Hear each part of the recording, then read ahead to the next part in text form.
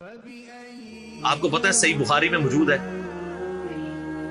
عروہ ابن زبیر حضرت ابو بکر کا نواسہ کہتا ہے کہ میں نے عبداللہ بن عمر بن عاص سے پوچھا کہ نبی الاسلام پہ جو کافروں نے مصیبتیں ڈھائی تھی ان میں سے کوئی مشکل وقت ہمیں بتائیں۔ احد کا وقت تو سب کو پتہ ہے، تو انہوں نے کہا مجھے وہ وقت یاد ہے کہ مکے کا دور تھا، تو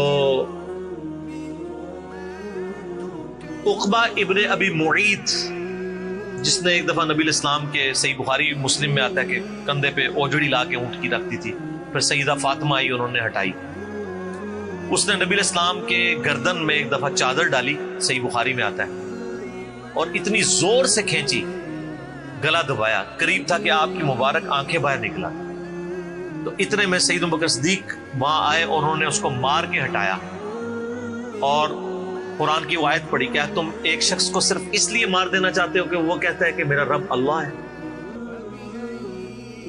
اور پھر اس کے بعد جو حضرت بکر کی پٹائی ہوئی وہ الگ چیز ہے، لیکن وہ اس لیول کے اوپر اپنی جان نثار کرنے کے لیے تیار ہو جاتے تھے۔ غزوہ احد کے موقع پر صحیح بخاری میں آتا ہے کہ 12 بندے صرف نبی صلی اللہ علیہ وسلم کے ساتھ رہ گئے تھے 700 میں سے، اور ان 12 میں حضرت ابو بکر بھی شامل تھے، حضرت علی بھی تھے، حضرت عمر بھی تھے۔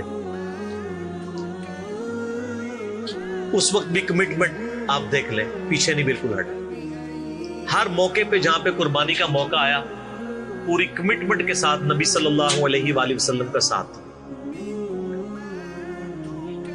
حضرت عمر بن عاص کہتے ہیں بخاری اور مسلم دونوں میں، نبی علیہ السلام نے مجھے ایک لشکر روانہ کیا تو اس لشکر کا امیر بنایا، تو مجھے یہ زوم ہوا کہ میں حضور کا بڑا لاڈلا ہوں، تو میں نے کہا یا رسول اللہ صلی اللہ علیہ وسلم آپ کو لوگوں میں سب سے بڑھ کے محبوب کون ہے؟ تو فرمایا عائشہ سلام اللہ علیہ۔ تو میں نے کہا نہیں یا رسول اللہ میں مردوں میں پوچھ رہا ہوں، تو کہا اس کا باپ ابو بکر، پوچھا اس کے بعد، کہا عمر، اور پھر کہتے ہیں میں حضور سے پوچھتا گیا، آپ نام لیتے کہ میرا نام کوئی نہیں لیا، پھر میں خاموش ہو گیا کہیں میں ان بندوں میں شامل ہی نہ ہوں۔ صحیح بخاری میں آتا ہے عبداللہ بن عمر رضی اللہ تعالیٰ عنہما کہتے ہیں کہ ہم نبی علیہ السلام کی موجودگی میں یہ کہا کرتے تھے کہ رسول اللہ صلی اللہ علیہ وآلہ وسلم کے بعد سب سے افضل ابو بکر ہیں، اور پھر عمر ہے، اور پھر عثمان ہے، اور اس کے بعد ہم صحابہ میں تفریق نہیں کیا کرتے تھے کہ کون کس سے اوپر ہے، ان تینوں کے بعد۔ لیکن یہاں پہ میں ایک ٹیکنیکل مسئلہ آپ کو بتا دوں کہ جب کبھی بھی صحابہ میں فضیلت کی بات ہو رہی ہوتی ہے نا، تو وہ ایکسکلوڈنگ اہل بیت ہوتا ہے، کیونکہ صحابہ کرام بھی اہل بیت کو ایک الگ سے آئیڈینٹی تصور کرتے تھے، اور محدثین بھی، ورنہ تو ظاہر ہے کہ صحیح بخاری میں ہے، مسلم میں بھی، کہ فاطمہ میرے جگر کا ٹکڑا ہے، جس نے فاطمہ کو تکلیف دی اس نے مجھے تکلیف دی۔ سیدنا ابو بکر بھی کبھی یہ جرت نہیں کریں گے کہ کہیں کہ میں رسول اللہ کو فاطمہ سے بڑھ کے محبوب ہوں، کبھی بھی نہیں یہ جرت کریں گے۔ اس کے الٹ آپ کو حدیثیں بخاری مسلم میں مل جائیں گی، وہ ٹاپک الگ ہے۔ میں ایک آپ کو ایک شرعی مسئلہ سمجھا رہا ہوں، محدثین کے ہاں، صحابہ کے ہاں جب کبھی بھی صحابہ کی فضیلت کی بات ہو رہی ہوتی ہے تو وہ ادر دین اہل بیت ہوتا ہے، یعنی اگر یہ فضیلت کی بات ہو رہی ہے تو اس میں حضرت فاطمہ، حسن و حسین، حضرت علی شامل نہیں ہے، ان کا مقام وہ ہاں وہ الگ سے ہے، وہ کیٹیگری الگ ہے، وہ اہل بیت کی کیٹیگری میں فال کرتی ہے، اور یہ اہل بیت کی کیٹیگری اتنی اسٹرانگ ہے، آپ حدیث کی کتابوں میں دیکھیں گے کہ صحابہ کرام کے فضائل پہ چیپٹر الگ ہے، اہل بیت پہ الگ ہے، اور امہات المومنین پہ الگ ہے۔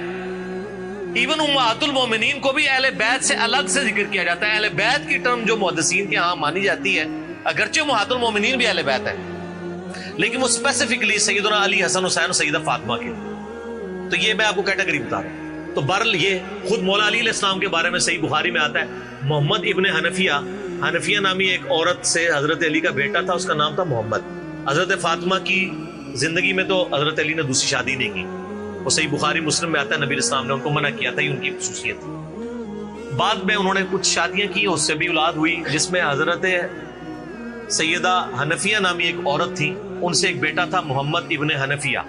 صحیح بخاری میں آتا ہے حضرت ابو بکر کے فضائل کے چیپٹر میں کہ محمد ابن حنفیہ کہتا ہے کہ میں نے اپنے والد علی ابن ابی طالب سے پوچھا، ابا جان بتائیں رسول اللہ کے بعد اس امت میں سب سے افضل کون ہے؟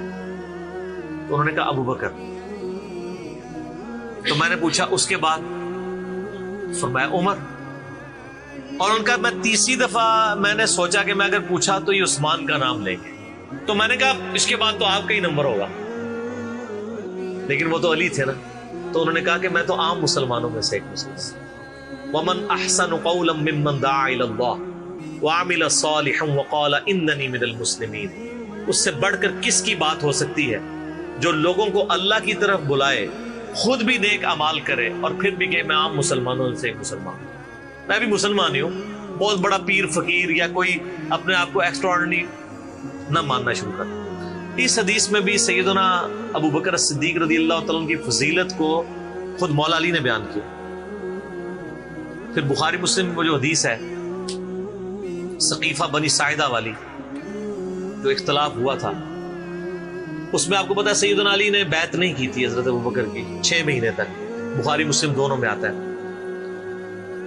پھر سیدہ فاطمہ بیمار ہو گئی، ان کی تیمارداری کرتے رہے، پھر سیدہ فاطمہ فوت ہو گئی۔ بخاری مسلم کے الفاظ ہیں، حضرت علی نے حضرت فاطمہ کی وفات کے بعد دیکھا کہ لوگوں کا رجحان ان سے کم ہونا شروع ہو گیا۔ جب تک حضرت فاطمہ زندہ تھی تو ظاہر ہے نبی اسلام کا ایک وہ معاملہ تھا، تو پھر انہوں نے حضرت ابوبکر کو پیغام بھیجا کہ آپ میرے گھر آئیں اور اپنے ساتھ کسی کو نہیں لے کے آنا۔ اس حدیث کو روایت سیدہ عائشہ کر رہی ہے اور حدیث بخاری میں بھی ہے، مسلم میں بھی۔ اور اما عائشہ کہتی ہیں کہ سیدنا علی کی خواہش تھی کہ حضرت عمر نہ جائیں کیونکہ ان کے مزاج میں ذرا تیزی تھی۔ تو حضرت ابوبکر حضرت علی کے گھر جانے لگے تو حضرت عمر نے روک لیا، ان کا آپ کو میں اکیلے نہیں جانے دوں گا۔ ہائے ہائے، ابو بکر تو پھر ابو بکر ہے نا، انہوں نے کہا اللہ کی قسم نبی کے گھر والوں سے ہمیں کوئی شر کی امید نہیں ہے۔ ان کو تھا کہیں بلا کے ایجنسیوں کے ہاتھوں گرفتاری نہ کروا دیں۔ آج کے دور میں بات کروں تو حضرت بکر اکیلے گئے۔ سیدنا علی نے حضرت بکر سے کہا کہ اللہ نے جو آپ کو ہم پہ فضیلت دی ہے اس امر خلافت میں، ہمیں آپ سے کوئی حسد نہیں، لیکن نبی الاسلام کی قربت کے ناطے اور آپ کے اہل بیت ہونے کے ناطے ہم یہ سمجھتے ہیں کہ ہمیں اس مشورے میں شامل کرنا چاہیے تھا۔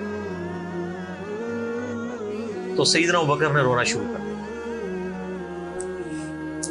رونے کا مطلب یہ تھا کہ انہوں نے اس چیز کو ایکسپٹ کیا کہ یہ ٹیکنیکلی مسئلہ مس ہینڈل ہوا ہے، لیکن وہ کیوں ہوا وہ میں نے پورا 3 گھنٹے کا لیکچر ریکارڈ کروایا۔ مسئلہ 55B، وصی رسول کون ہے اور حدیث قرطاس کا تحقیقی جائزہ۔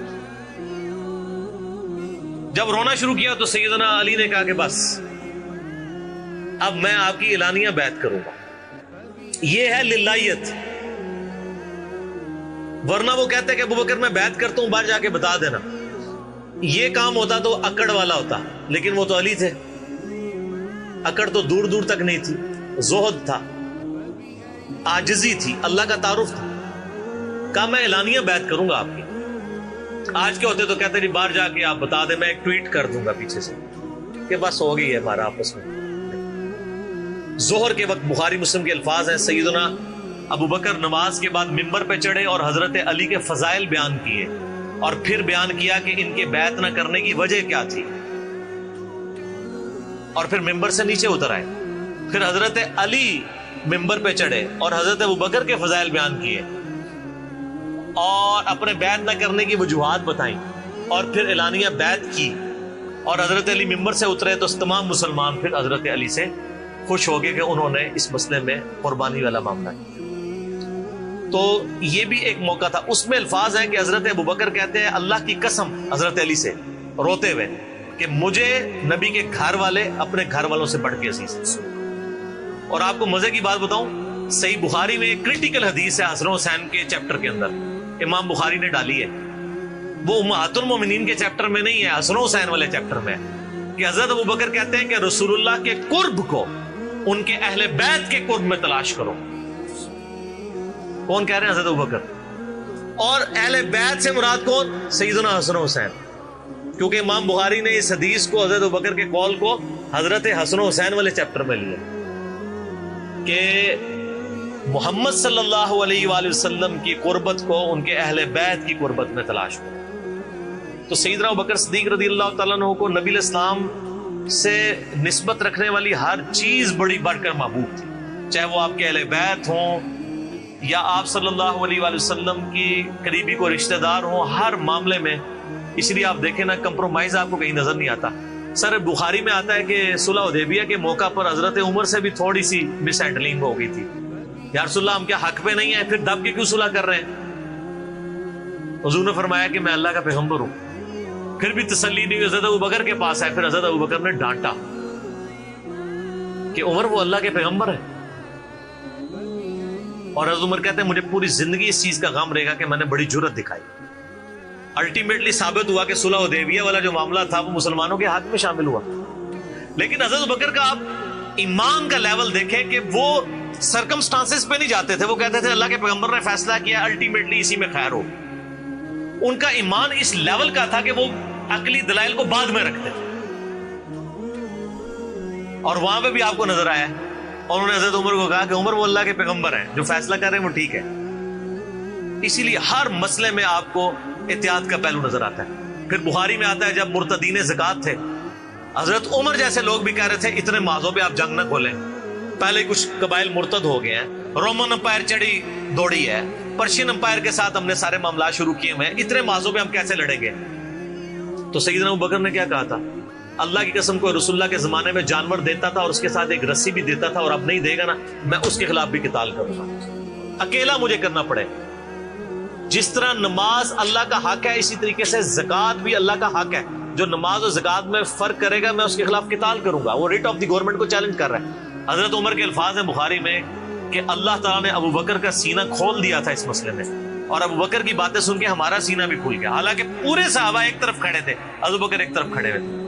ان کی جو نبی علیہ السلام سے کمٹمنٹ تھی نا وہ ان کو ہٹنے نہیں دیتی تھی۔ صحیح بخاری میں آتا ہے، آپ کو پتہ ہے لشکر اسامہ کے اوپر بڑے بڑے صحابہ نے اعتراض کیا کہ یہ اسامہ تو کل کا بچہ ہے 15-16 سال کا، اتنے سینئر صحابہ اس کے انڈر لگا دیے ہیں۔ نبی علیہ السلام نے وفات کی وصیت کی تھی کہ لشکر اسامہ بھیجنا ہے، اور رومن امپائر کیونکہ انہی کے باپ شہید ہوئے تھے نا، زید ابن حارثہ غزوہ موتا کے اندر۔ اب جب وفات نبی علیہ السلام کی وفات ہوئی تو پھر لوگوں کو آ کے لوگ مشورے دے رہے ہیں حضرت ابوبکر کو کہ اب تو آپ نے ڈیسیژن کرنا ہے تو اسامہ کو چینج کر دیں۔ ہائے ہائے، انہوں نے کہا میں اسامہ کو، جس کو نبی علیہ السلام نے امیر مقرر کیا، میں اس کو چینج کروں؟ یہ ہو بھی نہیں سکتا۔ یہ ان کی کمٹمنٹ کا لیول تھا۔ تراویح کی جماعت نہیں شروع کرائی، سر کمٹمنٹ کا لیول دیکھیں۔ بھئی نبی علیہ السلام نے نہیں کرائی، میں نے بھی نہیں کرانی۔ حضرت عمر نے بھی 3 سال نہیں کی، بعد میں کروائی، لیکن اس میں ساتھ ہی انہوں نے، صحیح بخاری میں موجود ہے کہ اس سے افضل یہ ہے کہ جو رات کے آخری پہر میں اٹھ کے کوئی گھر میں نماز پڑھ لے، یہ صرف جواز کیا تک۔ لیکن حضرت ابوبکر کی اطاعت کا لیول آپ دیکھیں، انہوں نے تراویح کی جماعت بھی نہیں شروع کروائی کہ نبی علیہ السلام نے نہیں کروائی، میں کیوں کرواؤں؟ بخاری میں الفاظ ہیں، اما عائشہ کہتی ہیں نبی علیہ السلام نے جب وہ ڈانٹ دیا تھا نا اور کہا تھا گھروں میں نماز پڑھو، تو معاملہ اسی طرح ہی رہا۔ پھر حضرت ابوبکر نے بھی پوری زندگی کسی کو تراویح پہ نہیں ابھارا، سب لوگ اپنی اپنی پڑھتے تھے۔ حضرت عمر کے بھی 3 سال گزرے۔ میں آپ کو یہ بتانا چاہ رہا ہوں کہ حضرت ابوبکر کسی معاملے میں رسول اللہ صلی اللہ علیہ وسلم کو کراس نہیں کرتے تھے۔ میری اپنی زندگی کا نچوڑ ہے، آپ